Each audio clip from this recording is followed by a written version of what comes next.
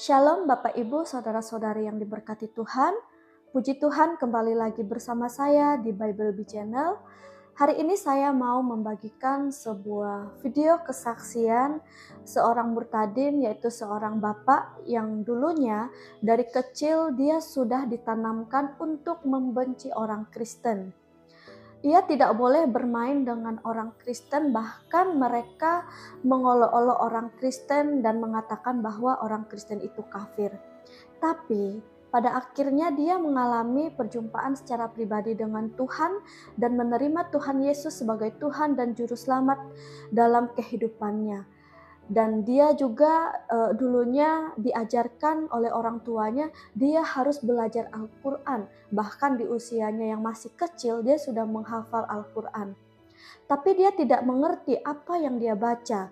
Setelah dia menerima Tuhan Yesus, dia menjadi pengikut Yesus yang dipakai Tuhan secara luar biasa, dan sekarang dia menjadi pendeta. Bagaimanakah kisahnya?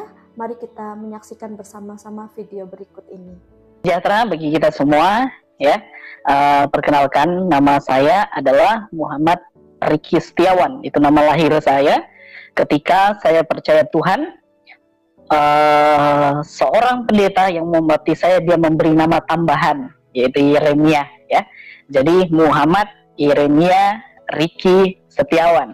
Ada dua nama nabi besar situ, Nabi Muhammad dan juga Nabi Yeremia, atau kalau misalkan di agama saya sebelumnya biasa dikenal sebagai Nabi Urmiyah, ya.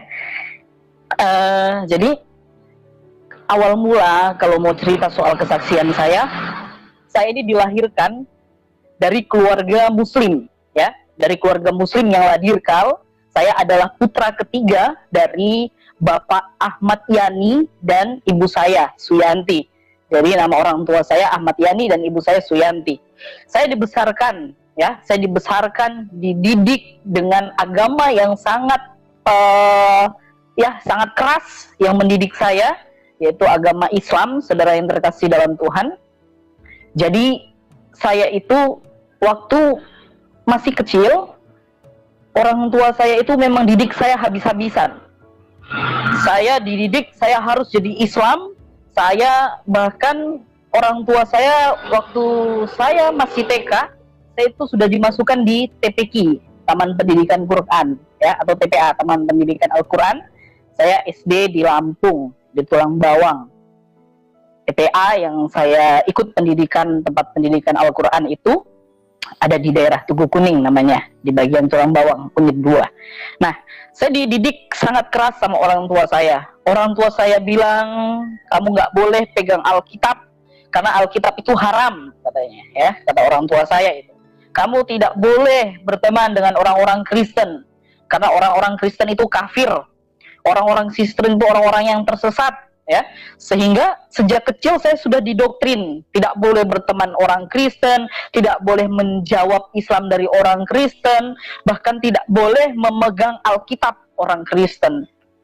Karena haram bagi saya itu, orang tua didik saya seperti itu.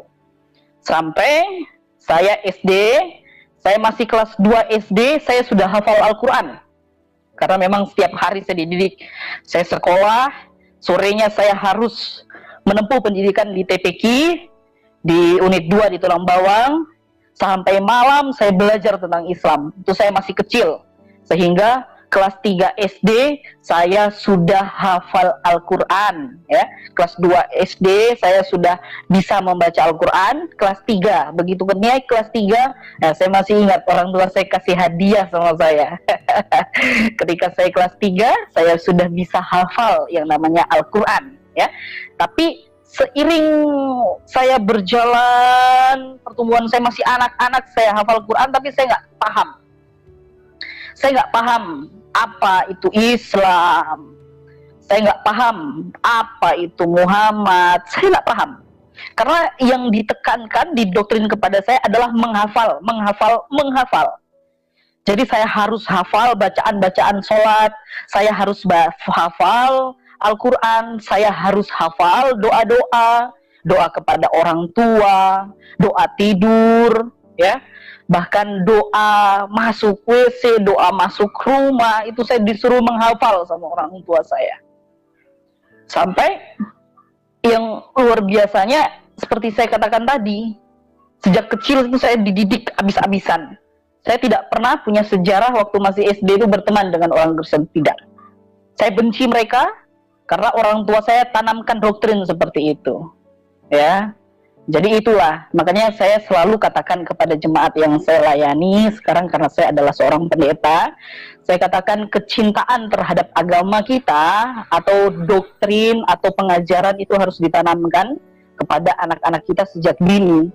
Karena mengapa saya bisa radikal, mengapa saya bisa fanatik terhadap ajaran saya?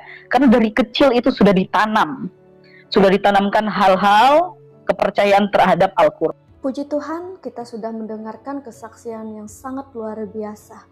Jujur, waktu saya mendengar kesaksian ini, hati saya benar-benar tersentuh karena dari kisah ini kita bisa melihat bahwa Tuhan itu bekerja dengan cara yang kadang di luar logika kita sebagai manusia.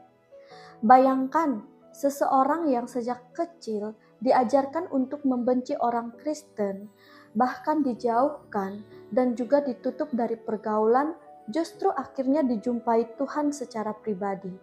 Itu mengingatkan bahwa tidak ada hati yang terlalu keras untuk Tuhan jamah.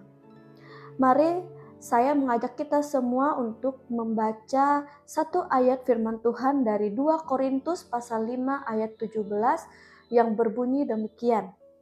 Jadi siapakah yang ada di dalam Kristus? Ia adalah ciptaan baru, yang lama sudah berlalu, sesungguhnya yang baru sudah datang. Bapak, Ibu, saudara-saudari yang diberkati Tuhan, kesaksian ini bikin saya teringat dengan salah satu tokoh Alkitab, yaitu Rasul Paulus. Kita tahu bahwa dulu Paulus sangat taat beragama dan dia hafal Taurat dan yakin apa yang dia lakukan itu benar. Tapi justru dalam keyakinan itu dia menganiaya orang-orang Kristen sampai satu hari Yesus sendiri menjumpai dia di jalan ketika dia mau menuju ke Damsyik dan hidupnya berubah total. Dan dari 2 Korintus pasal 15 ayat 17 ini kita bisa melihat pola yang sama dari kesaksian ini. Bukan karena orangnya mencari Tuhan, tapi Tuhan yang lebih dulu mencari dan menjumpai mereka. Dari yang penuh kebencian, Tuhan ubah jadi penuh kasih. Dari yang menolak, Tuhan panggil untuk melayani. 2 Korintus pasal 5 ayat 17 ini menceritakan tentang perubahan hidup Paulus, di mana dari kegelapan menuju terang. Kisah Paulus adalah salah satu contoh terindah tentang bagaimana kasih dan kuasa Tuhan dapat mengubah hidup seseorang secara total. Sebelum bertobat, Paulus atau yang dulu dikenal sebagai Saulus adalah seorang penganiaya gereja yang sangat gigih. Ia sangat yakin bahwa dengan menganiaya orang-orang Kristen, ia sedang membela iman dan tradisi agamanya. Ia tidak segan-segan menangkap, memenjarakan, bahkan menyetujui kematian mereka yang percaya kepada Yesus. Dalam pikirannya ia melakukan hal yang benar. Namun, saat ia dalam perjalanan menuju Damaskus untuk mengejar para pengikut Kristus, hidupnya berubah seketika. Ia melihat sebuah cahaya yang sangat terang dari langit dan menyilaukan dia, dan suara Yesus yang berkata, "Saulus, Saulus, mengapa engkau menganiaya aku?" Menggema dalam hatinya. Dan kita bisa membaca dari Kisah Para Rasul pasal 9 ayat 4 sampai ayat 5. Di momen itu bukan sekedar pengalaman fisik, melainkan panggilan jiwa yang menggetarkan seluruh dirinya. Paulus yang keras kepala itu mengalami pertobatan sejati. Yang paling bikin saya bersyukur adalah Tuhan bukan cuma menyelamatkan hidupnya, tapi juga mempercayakan pelayanan sampai dia dipakai Tuhan sebagai pembela Injil, dan juga dari kesaksian tadi dia bertobat menjadi seorang hamba Tuhan yaitu pendeta. Itu menunjukkan bahwa kalau Tuhan tidak cuma mengampuni masa lalu, tapi menebusnya dan memakainya untuk kemuliaannya. Kesaksian ini mengingatkan kita semua supaya jangan kita cepat menghakimi orang lain, karena kita tidak pernah tahu siapa yang sedang Tuhan siapkan dan Tuhan pakai di waktunya. Hari ini respon kita hanya satu, yaitu bersyukur. Kita patut bersyukur karena Tuhan masih hidup, masih bekerja, dan masih mengubah kebencian menjadi panggilan. Dan kita bisa melihat dari penganiaya menjadi pembela Injil, Paulus menunjukkan bahwa Tuhan mampu mengubah hati yang paling keras sekalipun. Ia tidak lagi hidup untuk dirinya sendiri, melainkan menyerahkan seluruh hidupnya untuk melayani Tuhan dan memberitakan kabar baik. Ia mengalami pergumulan, penderitaan, bahkan penganiayaan demi imannya.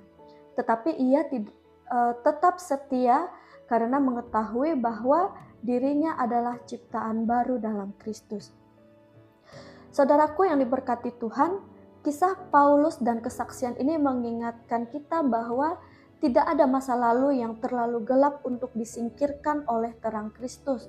Mungkin kita pernah terjerumus dalam kesalahan, merasa jauh dari Tuhan, atau bahkan meragukan kasih-Nya. Namun seperti Paulus, kita bisa mengalami transformasi yang luar biasa saat kita membuka hati untuk bertobat dan menerima Kristus sebagai Tuhan dalam hidup kita.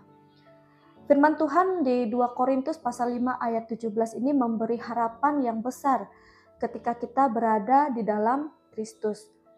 Kita bukan lagi orang yang sama, yang lama sudah berlalu dan yang baru sudah datang. Tuhan menghapus segala dosa, memberi kita kesempatan baru, dan mengajak kita berjalan dalam kehidupan yang penuh tujuan dan berkat. Jadi, mari kita merenungkan, sudahkah kita mengalami perubahan sejati dalam hidup kita?